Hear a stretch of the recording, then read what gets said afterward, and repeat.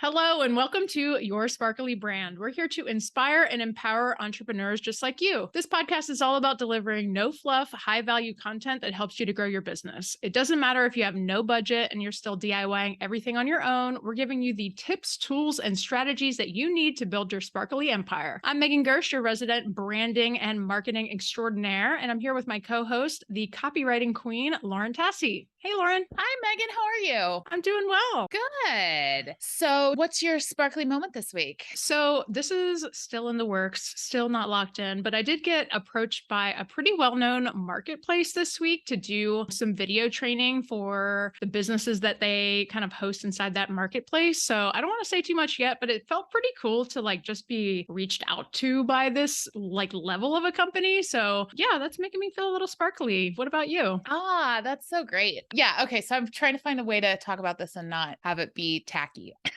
I kind of mentioned this to you in real life the other day, but an attorney sent me an email that said I was infringing on their clients' copyrights, not copywriting, but by using the term copywriting for creatives on my website. And I basically read the email and was like, that doesn't sound right to me. Like, you can't just pick random words and trademark them and then go up to people and go, you can't use these words. That's not how that stuff works. I'm lucky enough. My parents are both attorneys. And then also my husband's mother and stepfather are attorneys. So I have access to lots of free legal advice. And so I basically sent this email to my mom and I was like, this is BS, right? She's like, yeah, this is BS. She looked it up and did some research for me and was like, yeah, then you can't just do this. So one, it makes me feel good that somebody feeling a little bit threatened by the fact my website just exists and ranks for some words on SEO. And then the other reason I wanted to share it is just because if anybody else is ever in this situation and you get a letter from a lawyer and you're like, I don't know about this, don't just back off, right? And the words that were used on my website, not even prominently featured, I don't really care. If I was infringing on trademark, I would have taken them down. But I just think that we shouldn't just all back off just because a lawyer says something.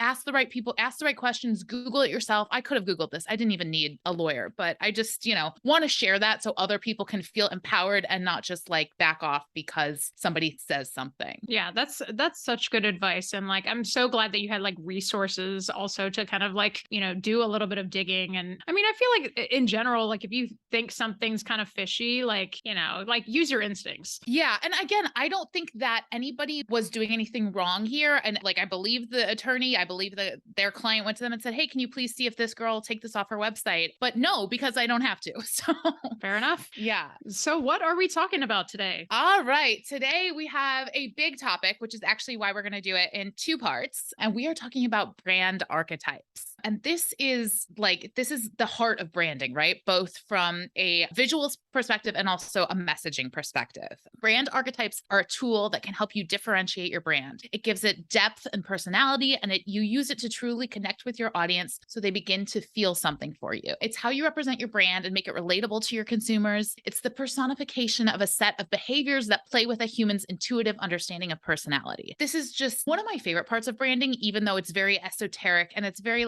when I get on the call with clients or when I send them a brand questionnaire, sometimes I'm like, look, I know this seems kind of silly, but it's my favorite part of it. And I think and maybe it's because I can tap into it so easily, but I think it's so valuable to look at it from this sort of very heady perspective.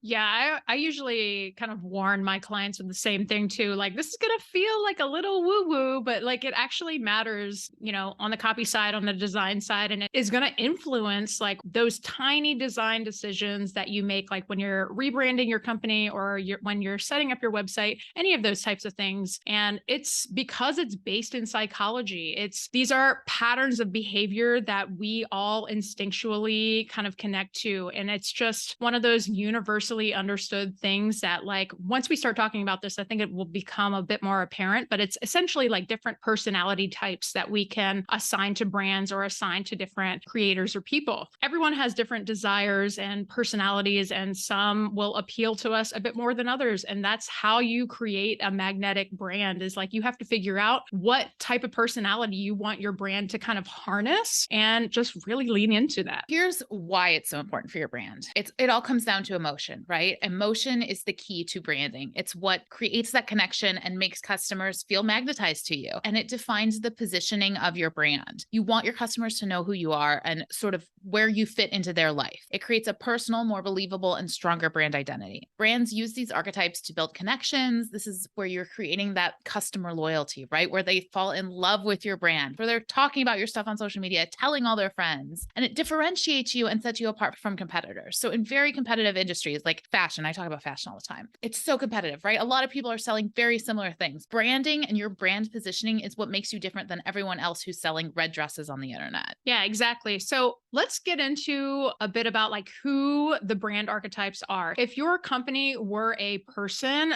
who are they? So there are 4 categories, and we're going to start with the first one, which is the one that provides connection. And there are 12 total. 12 total. 12 Yep. total. 12 total. Okay. So, and we'll cover the first half of them today. We're going to cover 2 categories, 6 different archetypes. And then next week, we'll go over the other half. So the first one is the everyman, right? They're down to earth, humble, and honest, friendly and easygoing. They tend to blend into society. They don't like standing out and they fear isolation. They're turned off by snooty, pomp, and splendor. Think homey and family friendly, right? Like this is Target and IKEA. I love to think about brand archetypes like characters. And maybe this is because I came from an entertainment background. I always reference characters when I'm talking to my clients too. And so this character is like Ted Lasso. And you're going to see this brand archetype used a lot in, home and family kind of things, basic necessities, everyday apparel, and comfort food. So the next archetype that we're going to talk about is the jester, which is one of my personal favorites. They are just the ray of sunshine in the room. Everybody knows a jester type. The jester loves having fun, loves living in the moment, also enjoys the company of others and tries to foster that togetherness. They're usually happy, playful, positive. They don't really like negativity or any type of gloom. And so examples of brands that kind of embody this archetype are M&M, Old Spice, and even Skittles. So, and when we think about like how this might apply to like a character, we think of like Ace Ventura is an obvious jester type. And then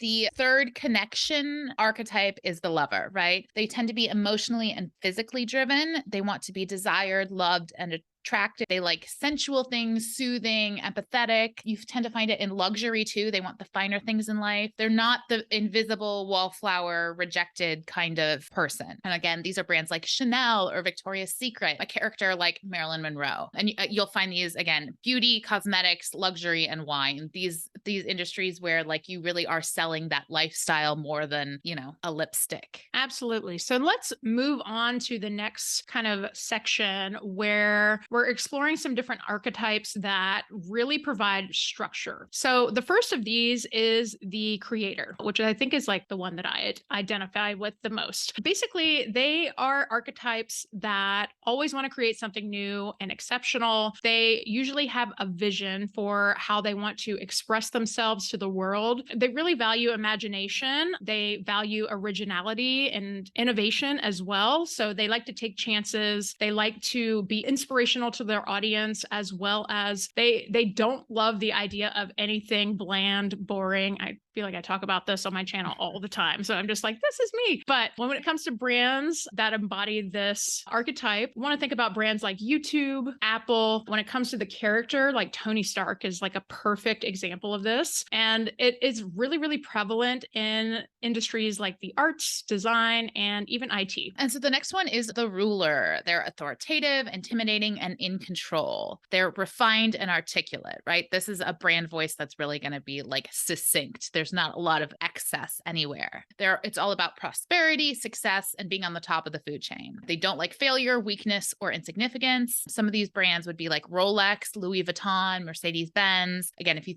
from a copy perspective, if you think about that, it's always the copy is so minimal. Characters like Miranda Priestly from The Devil Wears Prada, right? She's super short, she's super succinct. And industries like luxury cars, hotels, and designer goods. The next archetype is the caregiver. So the caregiver is just what it sounds like. They're a warm, caring, reassuring personality. They are pretty selfless in the actions that they take, and they always try to put others before themselves. So they try to gear their actions towards the greater good. This is very much a motherly type figure, so they can make you feel protected and safe. We're taking a look at like UNICEF and Toms, or even when it comes to characters, like Mary Poppins is like a great example of this. So this is often an archetype that we see in the elderly care type industries, nonprofits, and healthcare. So that's your first taste of brand archetypes. I know, Meg, you said you're a creator. Is that that's you, you're all in on that one? Or do you think you're maybe a little bit of a few other ones? Where are you standing with what we've presented? So that's the one that's sticking out for me, that of the ones that we presented, but there is another one that we haven't covered yet that I definitely resonate with as well. So you'll have to tune in next week for the other archetypes. Yeah, I'm in the same boat. I